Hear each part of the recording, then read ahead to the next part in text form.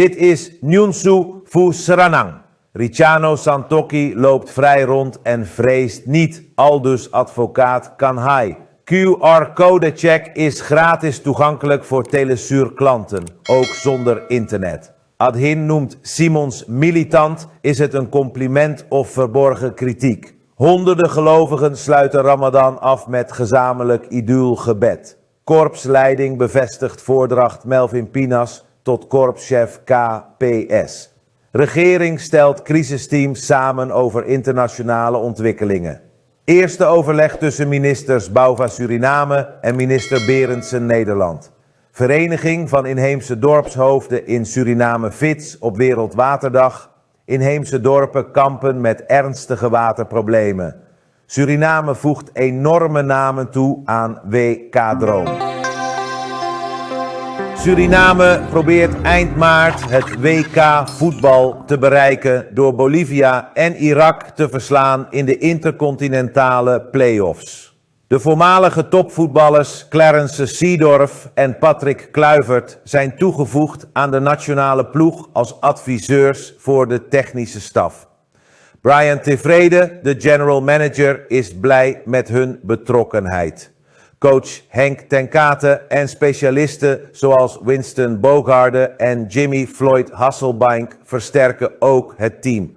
De play-offs zijn gepland in Mexico, maar Irak vraagt uitstel vanwege problemen door de oorlog in Iran. Ondertussen heeft Iran het WK geboycott, wat gevolgen kan hebben voor de kwalificatie en mogelijk het scenario creëert waarin Irak, Suriname en Bolivia in de finale ontmoet. Dit zou een historische kans zijn voor Suriname om het WK te halen. Natio Suriname speelt op 26 maart 2026 een beslissende WK-play-off-wedstrijd tegen Bolivia in het Monterrey-stadion. Het Monterrey Estadio BBVA, ook bekend als El Gigante de Acero of de Stalen Reus, bevindt zich in Mexico. De discussie over accreditatie in de journalistiek van Suriname roept zorgen op over de persvrijheid. President Simons en de Surinaamse Vereniging van Journalisten houden voortaan toezicht op media. Critici stellen dat accreditatie, hoewel gepresenteerd als een middel voor professionalisering, in werkelijkheid leidt tot staatscontrole en uitsluiting. De Vereniging van Journalisten beweert dat ze geen controle wil uitoefenen, maar deze verklaring roept enkel meer argwaan op. President Simons vraagt de Vereniging van Journalisten mee te helpen met ordening in het medialandschap, wat vragen oproept over de onafhankelijkheid van de Vereniging van Journalisten. De Vereniging van Journalisten voorzitter zegt dat accreditatie helpt bij het waarborgen van kwaliteit, maar er zijn geen duidelijke criteria voorgelegd. Ook wordt de rol van de Vereniging van Journalisten als belangenorganisatie in twijfel getrokken gezien haar samenwerking met de staat. Critici maken zich zorgen dat persvrijheid en het vrije woord in gevaar zijn. Dit debat gaat niet alleen om professionalisering, maar ook om de democratie. Vrije journalistiek heeft geen goedkeuring van de staat nodig.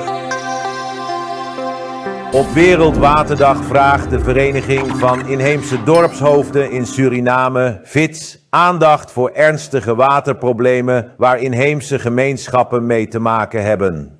Ondanks internationale beloften ervaren deze gemeenschappen nog steeds beperkte toegang tot schoon drinkwater en andere basisvoorzieningen. Veel dorpen, zoals Langamangkondre en Christiaankondre, hebben geen betrouwbare watervoorziening, wat leidt tot frustratie, vooral omdat deze dorpen dicht bij stedelijke gebieden liggen met betere voorzieningen.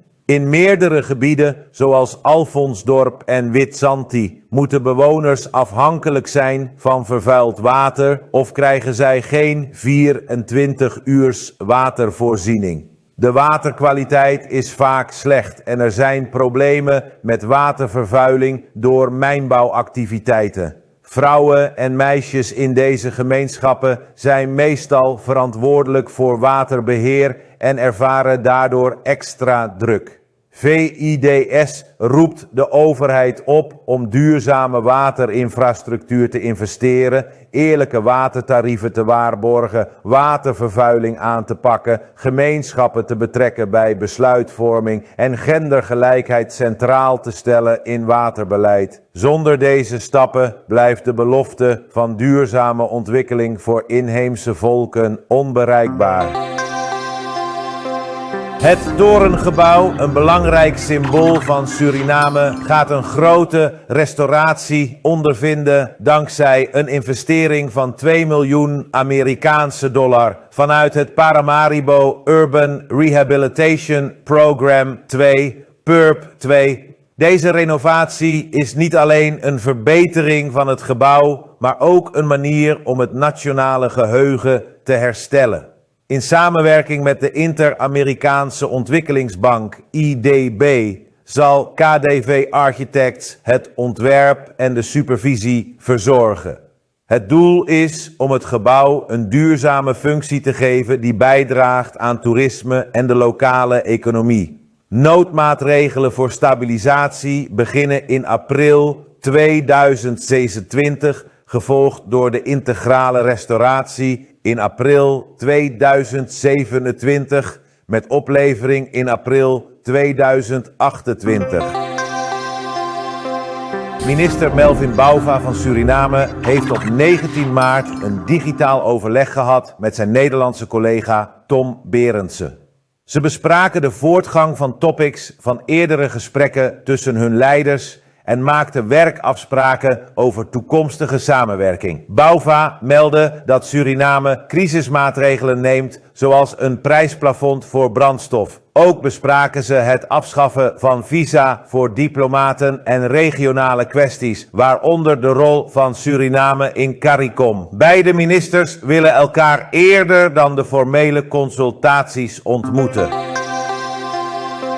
De leiding van het Korps Politie Suriname heeft bevestigd dat Melvin Pinas is voorgedragen voor benoeming tot korpschef, met ingang van vrijdag 10 april. Voor zijn benoeming zal hij worden bevorderd tot hoofdcommissaris van politie, wat gebruikelijk is in het benoemingsproces. Er is een speciale commissie ingesteld om het proces zorgvuldig en transparant te laten verlopen.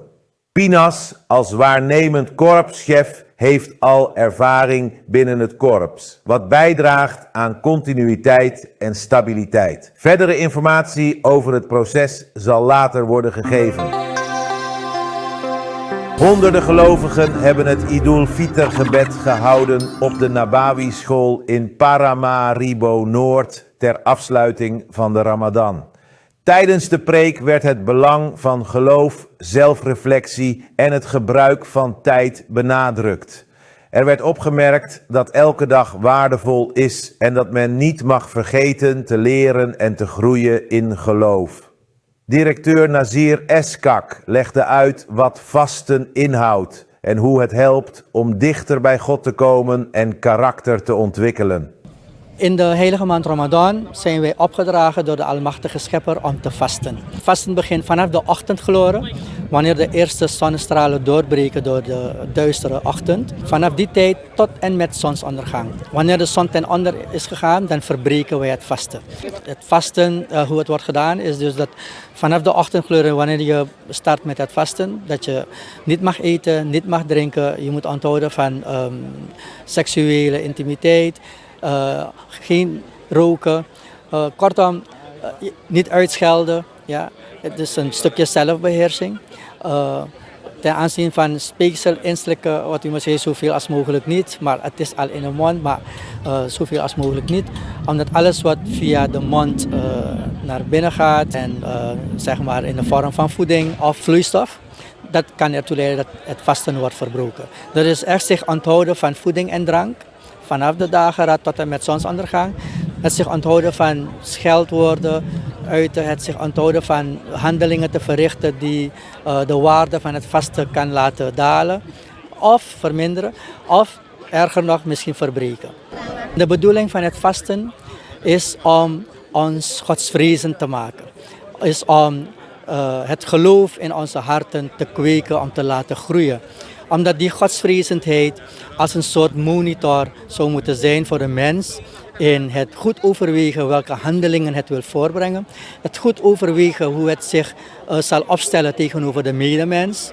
En al mocht die mens dan in een vooruitgeschoven positie verkeren. Dat wij dat niet moeten misbruiken door ons hoger op te stellen dan de ander. En dat is de bedoeling van het vasten. Dat wij werken aan onze karakter, dat wij werken aan onze attitude. Dat wij onszelf evalueren in die tijd, dat wij ons bezinnen. Dat wij de minder bedeelden ook veelvuldiger gaan gedenken. En dat moet allemaal ertoe leiden dat wij met nederigheid en met fatsoen tot elkaar kunnen komen. Tijd is heel erg belangrijk. Er is een gezegde in de islam die zegt, de tijd is net een zwaard. Als je de tijd niet snijdt, zal de tijd jou snijden. Met andere woorden, wat het ons wil wijzen, is dus dat tijd heel erg belangrijk is en dat we zoveel als mogelijk moeten voorkomen dat we zaken die we vandaag kunnen doen, uitstellen naar morgen, maar dat we het vandaag zelf moeten doen als het gedaan moet worden. Zo ook, wanneer we kijken naar de tijd waarin wij nu leven, dan zien wij dus dat er rondom in de wereld er spanningen zijn. En dat is ook dan een kenmerk die men dan ook toeschrijft aan de tijd. Omdat er bepaalde tijden zijn met bepaalde kenmerken. En ook een aanduiding dus om geen tijd te verliezen. Om elkaar te kunnen vergeven, elkaar te kunnen omhelzen. De nabijheid zoeken van de almachtige schepper. Over die zaken geen tijd te verliezen. Maar voor zover u dat kunt doen, dat dan zoveel als mogelijk alle moeite en offers te brengen om dat te kunnen doen. Want u weet niet als u dat morgen wel zou kunnen doen. Laat dat de les zijn, dat er geen dag verloren laten gaan, zonder iets te leren waar je wat aan hebt in het leven en in het leven hierna, al is het maar iets kleins. Ook werd het belang van het verstandig besteden van tijd besproken, met een oproep om vandaag niet te wachten met vergeven en elkaar te omhelzen. Maureen Wijngaarden van Dijk, voorzitter van de nationale werkgroep Chikungunya Uitbraakrespons, waarschuwt dat de uitbraak maanden kan duren en de piek nog niet is bereikt. Er zijn al ongeveer 2000 bevestigde gevallen. Bestrijdingsmiddelen zijn door Brazilië aan Suriname geschonken. Sinds de inbeslagname van 19,5 miljoen euro door de Nederlandse justitie in april 2018 wordt er geen Surinaams geld meer via luchthaven Schiphol verscheept. Finabank-directeur Eblijn Frangi bevestigde dit tijdens een toelichting. De Centrale Bank van Suriname, CBVS, heeft de route via Nederland verlaten voor fysieke geldtransporten. Finabank heeft geen toegang tot de nieuwe transportroutes. Na juridische conflicten ontvangt Finabank binnen 4 weken 4,5 miljoen euro terug van het Nederlandse Openbaar Ministerie. Na betaling van een boete van 124.500 euro. De betrokken banken hebben besloten geen schadeclaims meer in te dienen en richten zich op kansen in de offshore olie- en gassector. DNA-voorzitter Michael Ashwin Adin zorgde voor ophef met zijn uitspraak dat president Jennifer Siemens alles vanuit een militante bril bekijkt. Wat als compliment bedoeld leek, wordt door velen anders opgevat, aangezien militant een harde leiderschapsstijl suggereert. In politieke kringen wordt gespeculeerd dat Adin per ongeluk een gevoelige kwestie over Siemens' machtsuitoefening heeft aangekaart. Zijn woorden roepen vragen op over de gevolgen voor samenwerking, oppositie en democratie, vooral gezien zijn positie binnen de NDP en de verkiezingen van 2025. De digitale prijscontroletol SRD-check is nu gratis voor alle Telesuur-klanten, zelfs zonder beltegoed of data. Dit maakt het makkelijk voor consumenten om actuele prijzen van basisgoederen en wisselkoersen te bekijken zonder dat dit data kost. Het ministerie van Economische Zaken heeft deze tool ontwikkeld om prijzen transparant te maken en prijsopdrijving tegen te gaan. Consumenten kunnen controleren of prijzen in winkels overeenkomen met officiële richtprijzen. De tool ondersteunt zowel consumenten als eerlijke ondernemers en bevordert transparantie in de markt. Ricciano Santocchi is vrijgelaten door het Hof van Justitie en heeft nu geen beperkingen. Dit bevestigde zijn advocaat Irvin Kanhai, die aangaf dat Santocchi hem op kantoor heeft bezocht. De vrijlating volgde na een beroep omdat een eerder verzoek werd afgewezen. Kanhai zegt dat de zaak draait om uitlatingen van Santocchi, die door het Openbaar Ministerie als beledigend worden gezien. Kanhai stelt echter dat zijn cliënt zijn mening heeft geuit zonder beledigende bedoelingen. De strafzaak tegen Santocchi gaat op 7 april verder. De Nationale Assemblée, DNA, zal maandag 23 of dinsdag 24 maart 2026 bespreken of gewezen ambtsdragers aangeklaagd kunnen worden op verzoek van het Openbaar Ministerie. Nou, het belang is dat op dit moment dat de zaak van in staat van beschuldiging behandeld wordt door het parlement. En dat gaat natuurlijk in een huishoudelijke vergadering moeten gebeuren.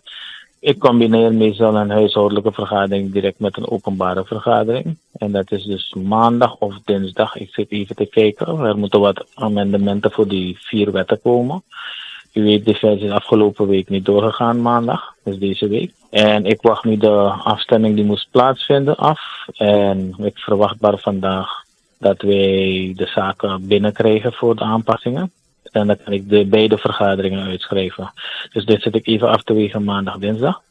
En dan krijgen we huishoudelijke, waarbij de zaak van in staat van beschuldiging stelling behandeld wordt. Daar gaat het parlement het oordeel over geven hoe we dat zullen aanpakken. En daarna direct op dezelfde dag of de volgende dag de openbare vergadering voor de behandeling van de wetten die op de agenda zijn. Voor die aanpassing van de wetten rechterlijke macht en ik dacht inheemse in de grondwetsverwijziging, ja. Het OM heeft op 9 maart verzocht om Bronto Somoharjo, Gilmore Hoefdraad en Riyad Noor Mohammed ter beschuldiging te stellen.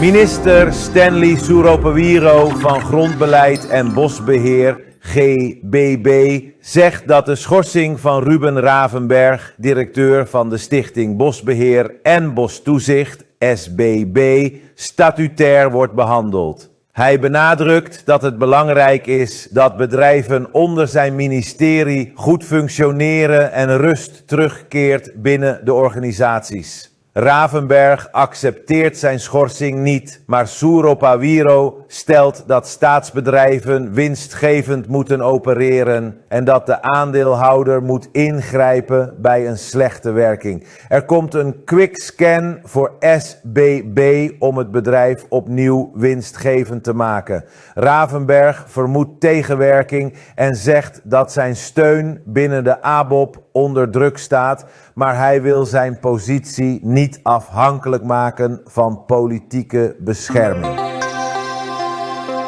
De regering heeft een crisisteam opgericht om de impact van de internationale situatie, met name het conflict in het Midden-Oosten, te beoordelen. Dit conflict leidt tot stijgende brandstofprijzen, wat een grote zorg is. In een verklaring heeft president Jennifer Siemens aangegeven dat de regering maatregelen overweegt om de negatieve effecten op de economie en de bevolking te beperken.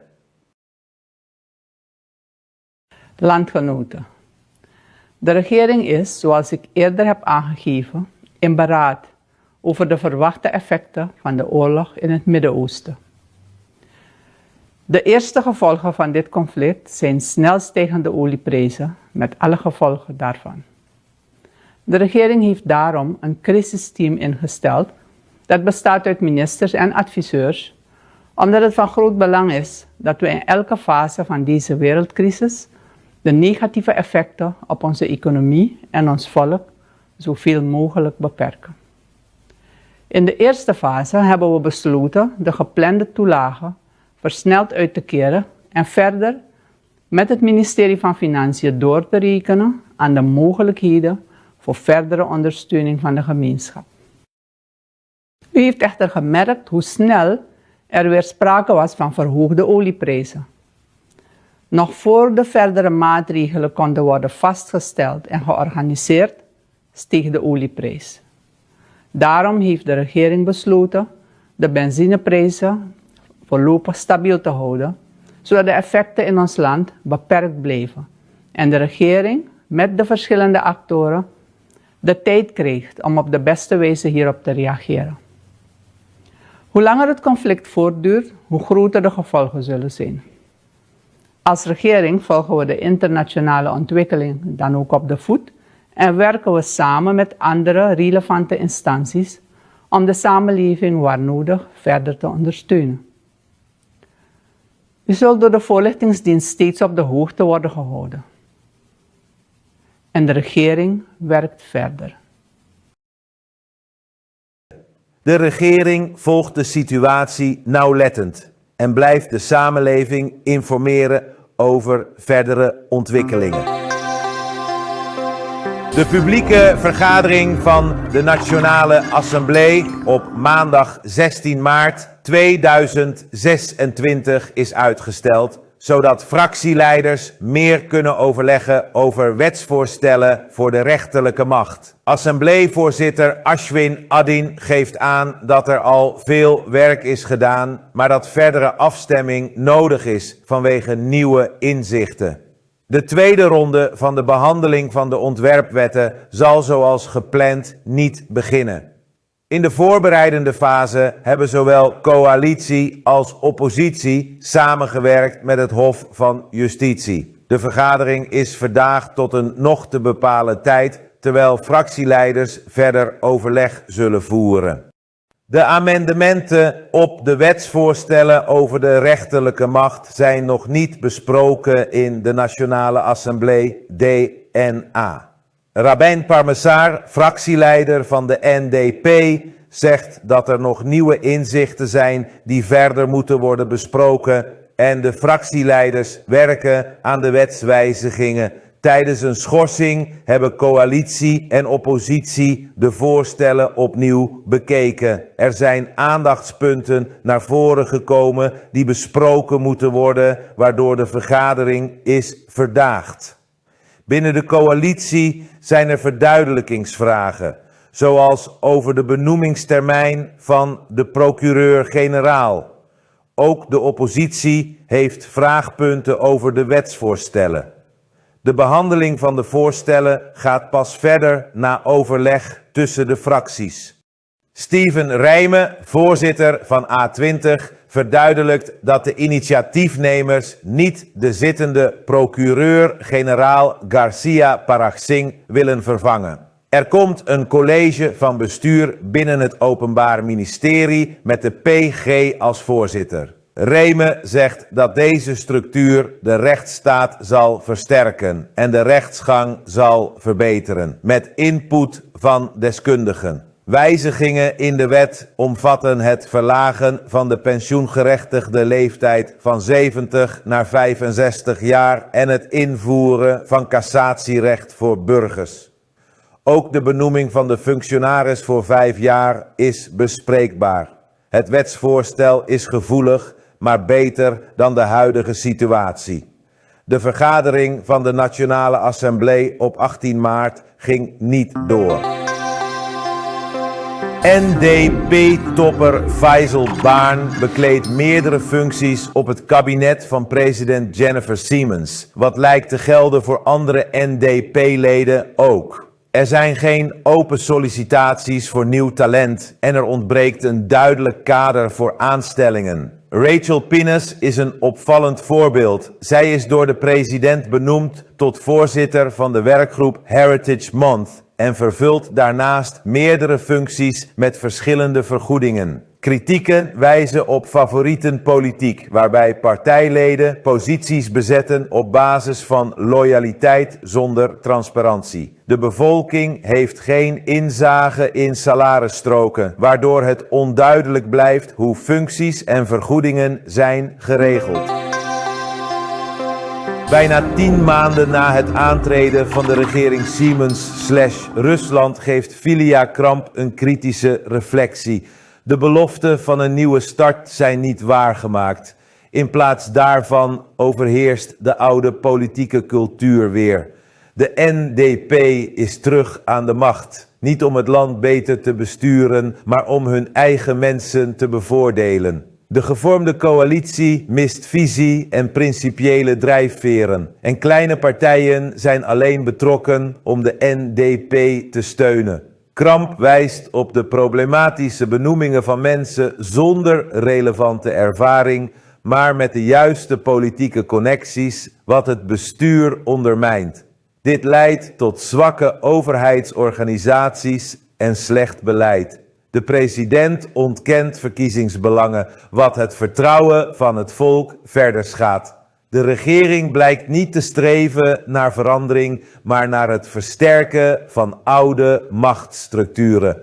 Kramp benadrukt dat dit een belediging is voor de kiezers en pleit voor een betere nationale governance. Het Openbaar Ministerie, OM, heeft recent gevraagd om Riyad Noor Mohammed in staat van beschuldiging te stellen, wat vragen oproept over de machtsverhoudingen binnen het kabinet Santokhi. Terwijl de focus op Noor Mohammed ligt, wordt hij mogelijk gezien als de katvanger voor besluiten van de gehele regering. De problemen rond het woningbouwproject in Noord-Paramaribo kwamen naar voren na onthullingen door een klokkenluider over betalingen aan een ontwikkelaar. De betrokkenheid van andere ministers en de rol van het ministerie van Financiën worden ook ter discussie gesteld, waardoor vragen rijzen over de juridische verantwoordelijkheid van alle betrokkenen. De politieke partij PALU uit kritische opmerkingen over het besluit van het Openbaar Ministerie om de voormalige minister Riyad Noor Mohammed te beschuldigen in de Pan American kwestie. Ze vragen zich af waarom alleen hij wordt aangeklaagd en twijfelen aan de volledigheid van het onderzoek. PALU wijst op gelekte documenten die suggereren dat betrokkenheid van het hoogste niveau, waaronder voormalig president Chan Santokhi en ex-minister van Financiën Stanley Raghubar-Singh, bij de uitbetaling van ongeveer $8 miljoen aan Pan American noodzakelijk was. De partij benadrukt dat de beslissing om te betalen niet alleen Noor Mohammed betreft en roept op tot uitgebreid onderzoek naar alle betrokkenen. Ze vragen om transparantie en een bredere aanpak van de kwestie om de verantwoordelijkheden goed in kaart te brengen.